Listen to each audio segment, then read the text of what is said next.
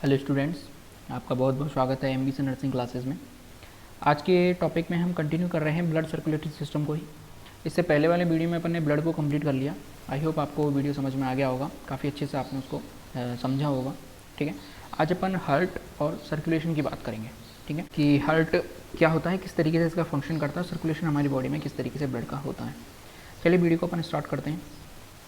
देखिए, सबसे पहले हम हार्ट की बेसिक बात करें, बेसिक जानकारी लें तो हार्ट जो है हमारी बॉडी के अंदर, यानी जो मेमल्स होते हैं हम ह्यूमंस के अंदर, गहरे गुलाबी रंग का यानी कि डार्क पिंक कलर का एक ऑर्गन है। ठीक है, और इसके वेट की बात करें तो इसका वेट लगभग 300 ग्राम के आसपास इसका वेट होता है। इसकी शेप की बात करें तो ये ट्रायंगुलर शेप में होता है या फिर कॉनिकल शेप में इसका होता है। दूसरा, ये कैसा मस्कुलर एक ऑर्गन है। ठीक है, अगली हम इसकी लोकेशन की बात करें तो ये लोकेशन देखिए लोकेट कहाँ होता है, ये थोरेसिक कैविटी में लोकेट होता है। इसके अलावा ये पोस्टीरियर टू द स्टर्नम या स्टर्नम के पीछे की तरफ और साथ ही साथ डायफ्राम के ऊपर की तरफ ये पाया जाता है। ठीक है, और लंग्स के बीचों बीच इसकी क्या होती है, लोकेशन होती है। इसकी जो टिप होती है उस टिप को क्या बोला जाता है, एपेक्स बोला जाता है। ये बेसिक जानकारी बताई मैंने आपको हार्ट के बारे में, हार्ट कहाँ पाया जाता है, इसका वेट कितना होता है और ये किस तरीके का शेप एंड कलर इसका किस तरीके का होता है। ठीक है, चलिए आगे अब हम हार्ट की एनाटॉमी के बारे में पढ़ लेते हैं। ठीक है, कि हार्ट के अंदर क्या क्या चीज़ें देखने को हमें मिलती हैं। तो हार्ट देखिए क्या होता है, 3 लेयर्स हार्ट के पार्ट्स पाई जाती हैं, पेरिकार्डियम, एंडोकार्डियम और मायोकार्डियम।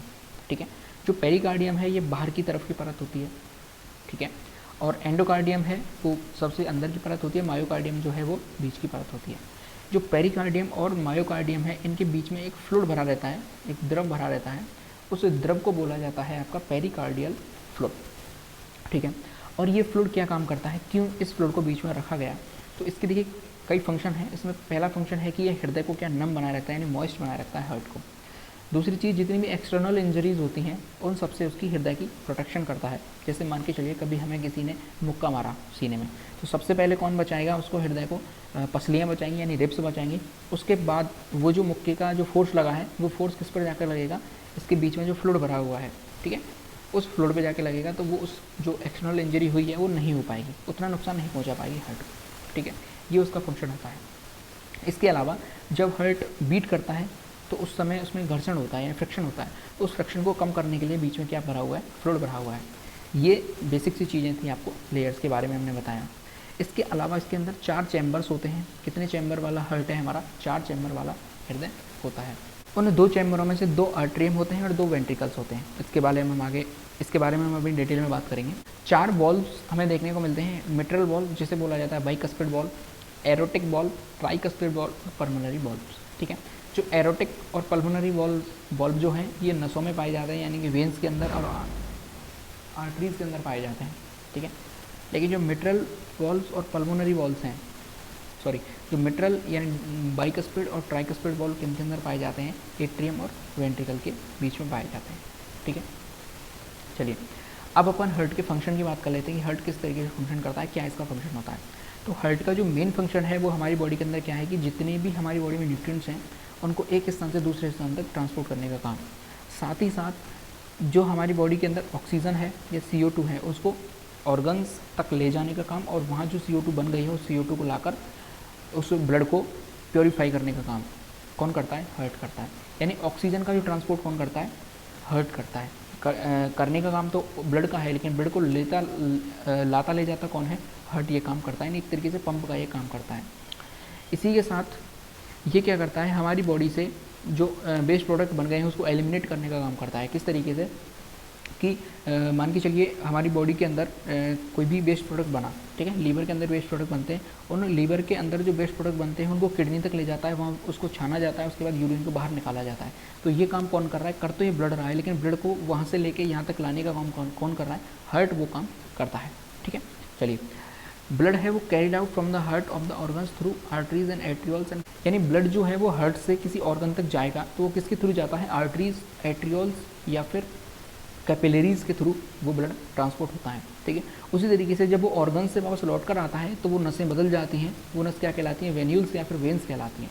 ये चीज़ें आपको याद रखनी है कि जब ब्लड हार्ट से जाएगा ऑर्गन्स तक तो वो क्या किन के थ्रू जाएगा, आर्टरीज के थ्रू जाएगा, लेकिन जब ब्लड रिटर्न होकर आएगा तो किसके थ्रू जाएगा, वेन्स के थ्रू जाएगा। यहाँ हमारा एक और चीज़ कॉन्सेप्ट क्लियर हो जाता है कि जब ब्लड ऑर्गन्स में गया, यानी कि वहाँ तक उसने ऑक्सीजन पहुँचाई तो वहाँ से उसने CO2 को कंज्यूम किया। CO2 को कंज्यूम हो गया, इसका मतलब क्या हुआ कि वो अब क्या हो चुका है, डीऑक्सीजनेटेड हो चुका है, यानी कि इम्प्योर ब्लड वो हो चुका है। तो इम्प्योर ब्लड कहाँ आएगा, अब हार्ट तक आएगा। तो हार्ट तक लाने वाली जो ब्लड वेसल्स हैं उनको क्या कहते हैं, वेंस कहते हैं, ठीक है। तो वेंस में कौन सा ब्लड फ्लो करता है, इम्प्योर ब्लड या फिर डीऑक्सीजनेटेड ब्लड फ्लो करता है। उसी तरीके से जो आर्टरीज हैं, यानी हार्ट से जब कोई ऑर्गन तक जा रहा है, इसका मतलब उसमें क्या है, ऑक्सीजन है, यानी कि वो प्योर ब्लड है, ठीक है, या ऑक्सीजनेटेड ब्लड है। तो ऑक्सीजनेटेड ब्लड या प्योर ब्लड को ले जाने का काम कौन करता है, आर्टरीज करते हैं, आर्ट्रियोल्स करते हैं या फिर कैपिलरीज करती हैं। यहाँ पर ये चीज़ आपकी क्लियर हो गई होगी। चलिए अब अपन हार्ट की एनाटॉमी और डिटेल में पढ़ते हैं, यानी चैम्बर्स के बारे में पढ़ेंगे, सब कुछ इसके अंदर हम अपन क्लियर कर लेंगे। तो एक चीज़ हमने देखी कि हार्ट के अंदर 4 चैम्बर हमने देखे, राइट एट्रियम, राइट वेंट्रिकल्स, जो कि आपके किस साइड हैं, राइट साइड में पाए जाएंगे। उसी तरीके से लेफ्ट वेंट्रिकल और लेफ्ट एट्रियम ये किधर पाए जा रहे हैं, आपके लेफ्ट साइड में पाए जा रहे हैं। अब देखिए इस डायग्राम में समझने वाली चीज़ क्या है कि हम जब इसको सामने से देखते हैं तो ये वाला पार्ट हमारा लेफ्ट साइड होती है, ठीक है, लेकिन ये वाला राइट साइड होती है। लेकिन हमें इसको किस तरीके से देखना है कि ये जो हार्ट है वो किसी पर्सन का रखा हुआ है, पर्सन हमारे बिल्कुल सामने लेटा हुआ है, ठीक है। जैसे मान के चलिए ये कोई पर्सन है, ये हमारे सामने लेटा हुआ है, तो जो इसका लेफ्ट होगा वो हमारा क्या होगा, राइट होगा, ठीक है, और जो इसका राइट होगा वो हमारा क्या होगा, लेफ्ट होगा। तो हमें इसके हाथ से हिसाब से चलना है, ठीक है, अपने हिसाब से नहीं चलना, इसके हिसाब से चलना है। तो इधर वाला पोर्शन क्या होगा इसका, हमारे हिसाब से तो ये राइट होना चाहिए, लेकिन इसके हिसाब से क्या है, ये लेफ्ट है। तो हमें सामने वाले के हिसाब से देखते चलना है। तो इसलिए इधर वाला पोर्शन क्या होगा, लेफ्ट एट्रियम, लेफ्ट वेंट्रिकल, और इधर वाला क्या होगा, राइट एट्रियम, राइट वेंट्रिकल, ठीक है। ये क्या हो गए, हमारे चैम्बर्स हो गए 4। इसके अलावा इसमें क्या क्या चीज़ें पाई जाती हैं, आप यहाँ देख पा रहे हैं, ये जो वेंट्रिकल और एट्रियम है इसके बीच में एक पट्टी पाई जाती है। इस पट्टी को क्या बोला जाता है, डिवाइडिंग सेप्टम, ठीक है, डिवाइडिंग सेप्टम इसको बोला जाता है। अगली चीज़ आप एक चीज़ देखेंगे कि जो एट्रियम्स होते हैं, राइट एट्रियम और लेफ्ट एट्रियम, ये काफ़ी छोटे होते हैं, ठीक है। वहीं जो लेफ्ट वेंट्रिकल और राइट वेंट्रिकल हैं ये साइज़ में काफ़ी बड़े होते हैं, ठीक है। चलिए आगे हम इनकी मस्कुलरिटी की बात करें तो आप देखिए एट्रियम के बाहर ये जो पिंक कलर की दिखाई दे रही है, ये क्या है, मसल्स हैं, ठीक है, मसल्स हैं, पेशियाँ हैं। तो पिंक कलर की जो यहाँ पर लाइनिंग दिखाई दे रही है वो काफ़ी पतली लाइनिंग है। इसका मतलब क्या है कि एट्रियम के आसपास जो मसल्स होती हैं वो काफ़ी पतली होती हैं, थिन होती हैं, ठीक है। वहीं हम वेंट्रिकल्स की बात करें तो वेंट्रिकल में आप देख रहे हैं पिंक कलर की जो मसल्स हैं वो काफ़ी थिक हैं, ठीक है। तो ये चीज़ हमें समझ में आ गई कि एट्रियम के मुकाबले वेंट्रिकल में जो मसल्स हैं काफ़ी थिक पाई जाती हैं, पहली चीज़। वहीं यदि हम लेफ्ट वेंट्रिकल और राइट वेंट्रिकल की तुलना करें आपस में, तो हम क्या देखेंगे, जो लेफ्ट वेंट्रिकल वाली साइड है वहाँ पर भी मसल्स की जो थिकनेस है वो काफ़ी ज़्यादा है मुकाबले किसके, राइट वेंट्रिकल के, ठीक है। ये आपको इस डायग्राम में क्लियर हो रहा होगा। अब मैं आपको आंसर देता हूँ कि क्यों ऐसा है। क्योंकि देखिए जो राइट वेंट्रिकल है इसको ब्लड पंप करना है, लेकिन ब्लड कहाँ तक लेके जाना है, पल्मोनरी आर्टरीज तक। पल्मोनरी आर्टरी के थ्रू कहाँ जा रहा है, ये ब्लड लंग्स में जा रहा है, ठीक है। तो हार्ट के पास ही लंग्स हैं, ज़्यादा इसको प्रेशर लगाने की ज़रूरत नहीं है आगे। लेकिन लेफ्ट वेंट्रिकल की हम बात करें तो लेफ्ट वेंट्रिकल का ब्लड जाएगा वो एरोटा के थ्रू जाएगा, और एरोटा जो है वो कहाँ तक ब्लड फ्लो करती है, वो हमारी पूरी बॉडी में ब्लड फ्लो करती है। तो पूरी बॉडी में जब उसको ब्लड फ्लो वो करेगी, इसका मतलब वो उसको ज़्यादा प्रेशर की ज़रूरत पड़ेगी, और ज़्यादा प्रेशर का मतलब है ज़्यादा मसल्स चाहिए हमारे लिए, ठीक है। तो ये बेसिक सा इनके अंदर अंतर होता है। आगे हम बात करें राइट एट्रियम की, तो राइट एट्रियम में देखिए दो हमारे सामने क्या है, महाशिराएँ आती हैं, ठीक है। दाहिने आलिंद यानी कि राइट एट्रियम में दो महाशिराएँ आती हैं जिसे अपन कहते हैं वेना कैवा। सबसे ऊपर से आती है सुपीरियर वेना कावा और नीचे से आती है inferior vena cava. Vena cava के अंदर क्या है, डीऑक्सीजनेटेड ब्लड है, यानी कि जो ऊपर के ऑर्गन्स हैं, ठीक है, हमारे हार्ट से ऊपर के जो ऑर्गन्स हैं उनसे जो ब्लड को लेकर आएगी उसे क्या कहेंगे, सुपीरियर वेना कावा, और जो हार्ट से नीचे के ऑर्गन्स हैं उनसे जो ब्लड को लेकर आएगी उसे अपन क्या कहेंगे, इन्फीरियर वेना कावा, ठीक है। तरीके से आप क्या देख पा रहे हैं, लेफ्ट एट्रियम के अंदर ये पल्मोनरी वेन्स आ रही हैं, ठीक है। ये पल्मोनरी वेन्स क्या होती हैं, देखिए अभी हमने पीछे पढ़ा कि वेन्स के अंदर कौन सा ब्लड फ्लो करता है, डीऑक्सीजनेटेड ब्लड फ्लो करता है, ठीक है।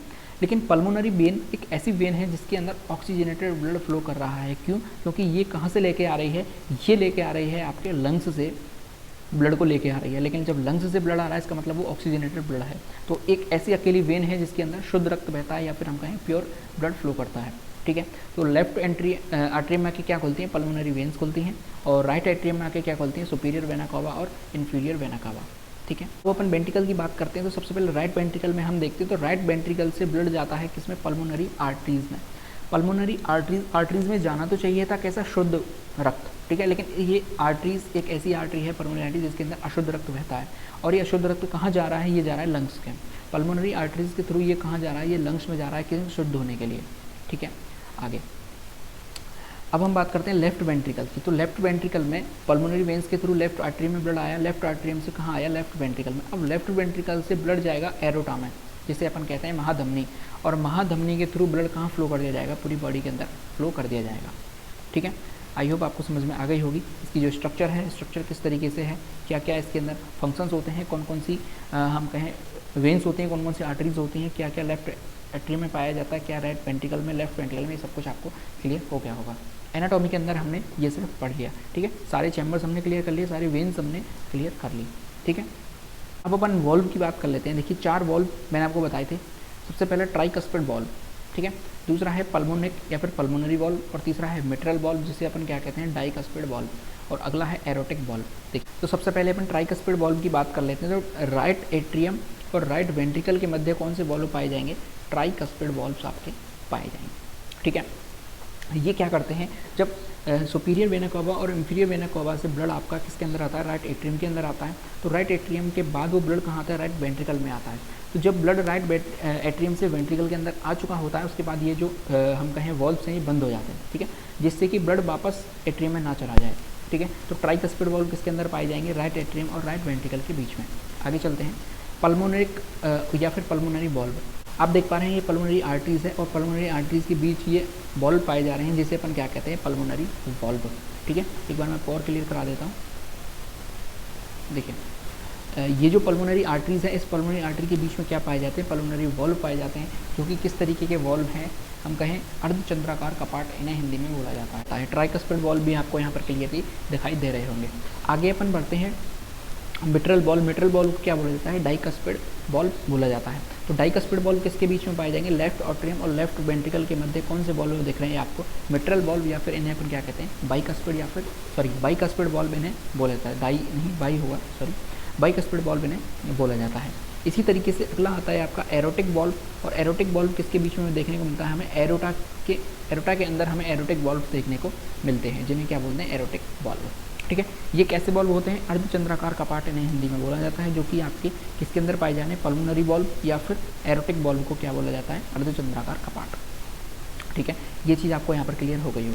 अब अपन बात करते हैं टाइप्स ऑफ ब्लड वेसल्स की। तो 3 प्रकार की ब्लड वेसल्स हमारी बॉडी या फिर हार्ट के अंदर पाई जाती हैं। सबसे पहले होती है आर्टरीज, दूसरी होती है वेन्स, और फिर होती हैं आपकी ब्लड कैपिलरीज, ठीक है। आर्टरीज के अंदर हम क्या देखते हैं कि कौन सा ब्लड फ्लो करता है, प्योर ब्लड फ्लो करता है, ठीक है। वेन्स के अंदर कौन सा ब्लड फ्लो करता है, इम्प्योर ब्लड फ्लो करता है। और कैपिलरीज जो हैं वो आपस में ब्लड का ट्रांसपोर्ट या फिर हम कहें ट्रांसफ़र एक दूसरे में करती रहती हैं ब्लड का, ठीक है। चलिए अब हम सर्कुलेशन ऑफ ब्लड देख लेते हैं थ्रू द हार्ट। हार्ट के थ्रू किस तरीके से ब्लड का सर्कुलेशन होता है वो हम इसके अंदर देख लेते हैं। यहाँ आपको हार्ट का क्लियरली डायग्राम दिखाई दे रहा है। चलिए सबसे पहले क्या होता है, सुपीरियर वेना कावा और इन्फीरियर वेना कावा से जो इम्प्योर ब्लड है वो किसके अंदर आता है, राइट एट्रियम के अंदर आता है, ठीक है। सुपीरियर वेना कावा से और इन्फीरियर वेना कावा से किसके अंदर आ गया, राइट एट्रियम के अंदर ब्लड आ चुका है। राइट एट्रियम के बाद क्या खुलेंगे, ट्राइकस्पिड वॉल्व खुलेंगे। यहाँ पर ये ट्राइकस्पिड वॉल्व हैं, और ट्राइकस्पिड वॉल्व खुलने के बाद ब्लड कहाँ आ जाएगा, राइट वेंट्रिकल के अंदर आ जाएंगे, ठीक है। चलिए इसके बाद पल्मोनरी वॉल्व खुलेंगे। पल्मोनरी वॉल्व किसके अंदर पाए जाएंगे, पल्मोनरी आर्टरीज के अंदर, जिसे अपन पल्मोनरी वॉल्व कहते हैं, मैंने पहले बताया आपको। और पल्मोनरी वॉल्व खुलने के बाद ये कहाँ भेजा जाएगा, पल्मोनरी आर्टरीज में, और पल्मोनरी आर्टरीज के थ्रू ये ब्लड कहाँ जाएगा, लंग्स के अंदर चला जाएगा, ठीक है। अब लंग्स में इस ब्लड का क्या हुआ, लंग्स में ये ब्लड क्या हो गया, ऑक्सीजन मिलने के कारण ये क्या हो गया, शुद्ध हो गया, ठीक है। प्योर ब्लड अभी हो चुका है। अब ये प्योर ब्लड किसके थ्रू आएगा, पल्मोनरी वेन्स के थ्रू किसके अंदर आएगा, लेफ्ट एट्रियम के अंदर आएगा, ठीक है। लेफ्ट एट्रियम के अंदर ये आ चुका है। लेफ्ट एट्रियम के बाद ये बाइकस्पिड वॉल्व के थ्रू कहाँ आएगा, लेफ्ट वेंट्रिकल में आएगा, ठीक है। लेफ्ट वेंट्रिकल के बाद ये किसके थ्रू आपको एरोटिक वॉल्व देखने को मिलेंगे, और लेफ्ट वेंट्रिकल से इतना प्रेशर किया जाएगा कि एरोटा में पहुंच जाएगा, और एरोटा के थ्रू ये कहाँ पहुंचा जाएगा, रेस्ट ऑफ द बॉडी यानी पूरी बॉडी के अंदर इसको भेज दिया जाएगा। अब देखिए, अब हमने क्या देखा कि हार्ट के अंदर 2 बार ब्लड आया। कैसे, सबसे पहले सुपीरियर वेना कावा और इन्फीरियर वेना कावा से राइट एट्रियम के अंदर आया, ठीक है। इसके बाद राइट एट्रियम से कहाँ भेज दिया, पल्मोनरी आर्टरी के थ्रू लंग्स में। लंग्स से फिर से पल्मोनरी वेन्स के थ्रू आया ब्लड कहाँ, लेफ्ट एट्रियम और लेफ्ट वेंट्रिकल में। उसके बाद इसे पूरी बॉडी के अंदर सर्कुलेट किया गया। तो हम क्या देख रहे हैं कि एक टाइम में हमारा जो ब्लड है वो 2 बार हार्ट के अंदर निकल रहा है, हमारा 2 बार हार्ट के अंदर आ रहा है, हृदय के अंदर आ रहा है, इसलिए ही इसे क्या बोला जाता है, डबल सर्कुलेटरी सिस्टम, दोहरा परिसंचरण तंत्र। और इसकी खोज किसने करी थी, विलियम हार्वे नाम के साइंटिस्ट हुए, जिन्होंने सबसे पहले बताया कि ह्यूमंस के अंदर या मेमल्स के अंदर दोहरा परिसंचरण तंत्र पाया जाता है, डबल सर्कुलेशन सिस्टम ब्लड का पाया जाता है। आई होप आपको समझ में आ गया होगा। एक बार फिर से मैं इसको सिंपल वे में समझा देता हूँ आपको कि किस तरीके से ब्लड हमारी बॉडी के अंदर फ्लो करता है, हार्ट के थ्रू किस तरीके से ब्लड हमारी बॉडी में जाता है। सबसे पहले सुपीरियर इन्फीरियर वेना कावा से अशुद्ध रक्त आएगा, यानी इम्प्योर ब्लड आएगा राइट एट्रियम में। राइट एट्रियम के बाद ट्राइकस्पिड वॉल्व खुलेंगे तो राइट वेंट्रिकल में ब्लड जाएगा, यहाँ आ गया। इसके बाद पल्मोनरी वेन्स वॉल्व खुलेंगे तो वो पल्मोनरी आर्टरीज में जाएगा, कहाँ, लंग्स के लिए। लंग्स में वो पहुँचेगा तो उसे ऑक्सीजन मिलेगी, ऑक्सीजन मिलने के बाद वो प्योर हो चुका है। उसके बाद वो लेफ्ट एट्रियम में आएगा, किसके थ्रू, पल्मोनरी वेन्स के थ्रू। उसके बाद बाइकस्पिड वॉल्व खोलेंगे और बाइकस्पिड वॉल्व खुलने के बाद वो लेफ्ट वेंट्रिकल में आ जाएगा। लेफ्ट वेंट्रिकल के बाद एरोटिक वॉल्व खोलेंगे, वो एरोटा में चला जाएगा और एरोटा जो महाधमनी है वो उसको पूरी बॉडी के अंदर फ्लो कर देगी, एक एक ऑर्गन तक रक्त को पहुंचा दिया जाएगा। इस तरीके से हमारी बॉडी के अंदर ब्लड का सर्कुलेशन होता है। यहाँ कुछ छोटी छोटी चीज़ें हैं वो मैं आपको बताना चाहूँगा बहुत सिंपल वे में। देखिए इसके अंदर इस डायग्राम के अंदर मैं आपको बताना चाहूँगा कि राइट एट्रियम के पास ये जो सुपीरियर वेना कावा है, इसके पास एक गुंडी जैसी संरचना पाई जाती है जिसे बोला जाता है SA नोड, ठीक है। और SA नोड की फुल फॉर्म है साइन्यू ऑरिकुलर नोड। इसे ही क्या बोला जाता है, पेसमेकर बोला जाता है। इस पेसमेकर से छोटी छोटी तंत्रिकाएं इन दोनों एट्रियम के पास पाई जाती हैं और ये यहाँ से इम्पल्स लेता है और इम्पल्स के बाद ये एट्रियम को संकुचित करने यानी हम कहें कॉन्ट्रैक्शन के लिए मदद करता है। जब यहाँ से इनके पास इम्पल्स आता है तो इम्पल्स के बाद ये एट्रियम कॉन्ट्रैक्ट होते हैं और ब्लड कहाँ आ जाता है, राइट वेंट्रिकल में आ जाता है, ठीक है। इसके बाद इसके थोड़ी सी तरफ नीचे एक और घुंडी जैसी संरचना पाई जाती है, इसे बोला जाता है ABN, ठीक है। ABN का मतलब क्या है, आर्ट्रियो वेंट्रिकुलर नोड, ठीक है। ये क्या करती है, यहाँ से छोटी छोटी मसल्स निकली हुई हैं, छोटी छोटी संरचना निकली हुई है, वो कहाँ तक जाती हैं, वेंट्रिकल्स तक जाती हैं और वो वेंट्रिकल को कॉन्ट्रैक्ट करने के लिए मदद करती हैं। और इनमें ही क्या पाए जाते हैं, आपके बंडल ऑफ हिस पाया जाता है या फिर हम कहें पुरकिंजे का फाइबर्स पाए जाते हैं, फाइबर्स ऑफ पुरकिंजे। ये दोनों चीज़ें कहाँ पाई जाती हैं, हार्ट के बिल्कुल बीचों बीच सेप्टम में पाई जाती हैं, ठीक है। चलिए आगे हमने सर्कुलेशन की बात कर ली। इसके बाद हम एक बार इस डायग्राम के अंदर ब्लड सर्कुलेशन को समझते हैं। देखिए जो ब्लू कलर का आपको दिखाई दे रहा है वो कैसा है, डीऑक्सीजनेटेड ब्लड है, और रेड कलर का आपको दिखाई दे रहा है वो कैसा है, ऑक्सीजनेटेड ब्लड है। तो ये चीज़ आपको समझ लेनी चाहिए। सबसे पहले डीऑक्सीजनेटेड ब्लड अपर बॉडी से आएगा और लोअर बॉडी से आएगा, किसके अंदर, राइट एट्रियम के अंदर, ठीक है। राइट एट्रियम के अंदर वो आ जाएगा। राइट एट्रियम में आने के बाद वो कहाँ आ जाएगा, राइट वेंट्रिकल में आ जाएगा और वेंट्रिकल में आने के बाद वो किसको भेज दिया जाएगा, पल्मोनरी आर्टरीज को भेज दिया जाएगा। पल्मोनरी आर्टरीज के थ्रू आप देख पा रहे हैं डीऑक्सीजनेटेड ब्लड जा रहा है कहाँ, टू लंग्स, ठीक है। लंग्स में ये गया और लंग्स में जाने के बाद ये क्या हुआ, इधर से भी भेजा जाएगा इसको लंग्स के थ्रू, क्योंकि दोनों लंग्स में ब्लड जाता है, ठीक है। और ब्लड जाने के बाद आपका कहाँ, लंग्स में आ गया। लंग्स में से अब ये ब्लड कैसा हो गया आपका, ऑक्सीजनेटेड हो गया दोनों लंग्स, ठीक है। ऑक्सीजनेटेड ब्लड कहाँ आएगा आपका, ऑक्सीजनेटेड ब्लड आपका कहाँ आएगा, पल्मोनरी वेन्स में, और पल्मोनरी वेन्स के थ्रू कहाँ आया है, लेफ्ट ऑट्रियम में, और लेफ्ट ऑट्रियम से कहाँ आएगा, लेफ्ट वेंट्रिकल में, और लेफ्ट वेंट्रिकल्स के थ्रू ये कहाँ जाएगा, oxygenated blood to upper body, ठीक है। और ऑक्सीजनेटेड ब्लड टू कहाँ जाएगा, लोअर बॉडी, यानी एरोटा के अंदर भेज दिया जाएगा। एरोटा ऊपर की चीज़ों को ऊपर की तरफ और नीचे के ऑर्गन्स को नीचे की तरफ भेज देगी। तो इस तरीके से भी आप सिंपल वे में जो ब्लड सर्कुलेशन है उसको समझ सकते हैं। चलिए अब अपन बात करते हैं कार्डियक साइकिल की। ये भी काफ़ी इंपॉर्टेंट टॉपिक आपका निकल के आता है, कार्डियक साइकिल। कार्डियक साइकिल का मतलब क्या होता है कि हमारा जो हार्ट है ये बिना किसी चीज़ के क्या करता है, बीट करता रहता है, ठीक है। ये रिदमिक रूप में क्या करता है, बीट करता रहता है, और इस बीट को ही क्या बोला जाता है, धड़कन बोला जाता है, ठीक है। तो इसमें प्रत्येक जो बीट होती है उसमें 2 स्टेज होती हैं, कौन सी, एक होता है कॉन्ट्रैक्शन और एक होता है रिलैक्सेशन, ठीक है। इस कॉन्ट्रैक्शन रिलैक्सेशन की जो फेज चलती है इसी को क्या बोला जाता है, कार्डियक साइकिल बोला जाता है। जो पहली स्टेज होती है कॉन्ट्रैक्शन, उसे सिस्टोलिक बोला जाता है, या फिर हम कहें सिस्टोल। साइंस की लैंग्वेज में से क्या बोला जाता है, साइंस की लैंग्वेज में क्या बोला जाता है, सिस्टोल। वहीं जो रिलैक्सेशन होता है उसे क्या बोला जाता है, डायस्टोल। ये टर्म्स आपको समझ में आ जानी चाहिए कि जब ब्लड जो हार्ट है वो कॉन्ट्रैक्ट हो रहा है इसका मतलब वो सिस्टोलिक आपका प्रोसेस है, और जो हार्ट रिलैक्स हो रहा है इसका मतलब वो डायस्टोलिक प्रोसेस है। जब सिस्टोल अवस्था आएगी यानी सिस्टोल स्टेज आएगी, इसका मतलब वो कॉन्ट्रैक्ट होगा, और कॉन्ट्रैक्ट होने के बाद वो ब्लड को सभी जो पूरी बॉडी है उसके अंदर सर्कुलेट कर देगा। लेकिन जब डायस्टोल प्रोसेस होगी यानी डायस्टोल स्टेज आएगी, रिलैक्सेशन स्टेज आएगी, उस समय वो अपनी नॉर्मल फॉर्म में आ जाएगा यहाँ पर, यानी कि अब ब्लड उसमें आकर एकत्रित होने लगेगा, इकट्ठा होने लगेगा। ये दोनों प्रोसेस साथ साथ चलती हैं, इसलिए इसे एक साइकिल बन जाती है जिसे अपन कहते हैं कार्डियक साइकिल, ठीक है। सबसे पहले यहाँ पर होगा अर्ली स्टेज है ये क्या, वेंट्रिकल डायस्टोल। डायस्टोल का मतलब हमने क्या देखा, रिलैक्स फॉर्म में होगा, और रिलैक्स फॉर्म में है इसका मतलब ब्लड इसके अंदर भर रहा है, ठीक है, आकर इसके अंदर एकत्रित हो रहा है ब्लड, ठीक है।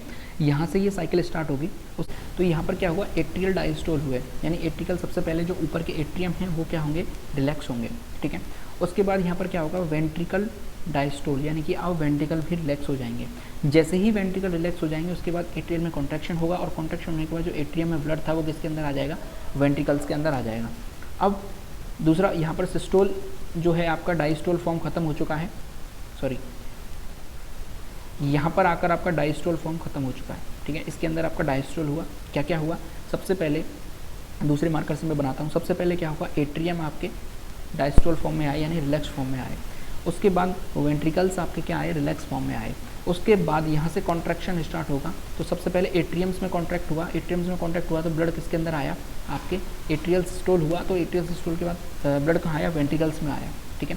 यहाँ ब्लड वेंट्रिकल्स में भर चुका है, अब वेंट्रिकल सिस्टोल होंगे, वेंट्रिकल सिस्टोल स्टार्ट होगा, और वेंट्रिकल सिस्टोल जब स्टार्ट होगा तो एक तरफ का ब्लड तो जाएगा आपके लंग्स के अंदर, और एक तरफ का ब्लड जाएगा आपका कहाँ, बॉडी के अंदर, ठीक है। तो इसे क्या कहेंगे, वेंट्रिकुलर कॉन्ट्रैक्शन कहेंगे, और इसके बाद ब्लड को बाहर भेज दिया जाएगा, इसे क्या कहेंगे, वेंट्रिकुलर इंजेक्शन कहेंगे, या फिर वेंट्रिकुलर सिस्टोल कहेंगे, जो सेकंड फेज में आपके चलता है, ठीक है। इस तरीके से आपकी कार्डियक साइकिल चलती है, सिस्टोल डायस्टोल, ये आपकी प्रोसेस चलती रहती है, ठीक है। चलिए आगे अपन ब्लड प्रेशर की बात कर लेते हैं। ब्लड प्रेशर क्या होता है, जब ब्लड है, ठीक है, तो ब्लड है तो उसका कोई ना कोई प्रेशर रहेगा, लेकिन वो प्रेशर लगाएगा किस पर, जिन वाहिनियों के अंदर या धमनियों के अंदर या आर्टरीज के अंदर, वेंस के अंदर ब्लड फ्लो कर रहा है, उनकी दीवारों पर एक प्रेशर लगाएगा, एक प्रेशर क्रिएट करेगा, उस प्रेशर को ही क्या कहते हैं, ब्लड प्रेशर कहते हैं। इस ब्लड प्रेशर की सबसे पहले जो खोज करी वो किसने करी, स्टेफन हॉल्स नाम के साइंटिस्ट ने करी, ठीक है, और बेवर ने सबसे पहले इसको नापा था, ठीक है। बेवर नाम के साइंटिस्ट हुए, उन्होंने मरकरी मैनोमीटर के अंदर इसको सबसे पहले ब्लड प्रेशर को नापा था। और आज के टाइम पे जो आप देखते हैं ब्लड प्रेशर नापने का, आज तो डिजिटल आ रहे हैं, लेकिन वो जो एक मशीन सी रखी होती है जिसके अंदर वो रीडर बना हुआ है, पारा उसमें ऊपर की तरफ चढ़ता है, उसे बोला जाता है स्फेग्नो मैनोमीटर, ठीक है। जो ब्लड प्रेशर की नॉर्मल रेंज है उससे बोला जाता है 120 to 80, ठीक है। 120 क्या किसकी रेंज है, 120 रेंज है सिस्टोलिक ब्लड प्रेशर की। सिस्टोलिक का मतलब क्या बताया, कॉन्ट्रैक्शन की, यानी कि जब आपके वेंट्रिकल्स जब कॉन्ट्रैक्ट होंगे तो उस समय प्रेशर कितना चाहिए, 120 mmHg।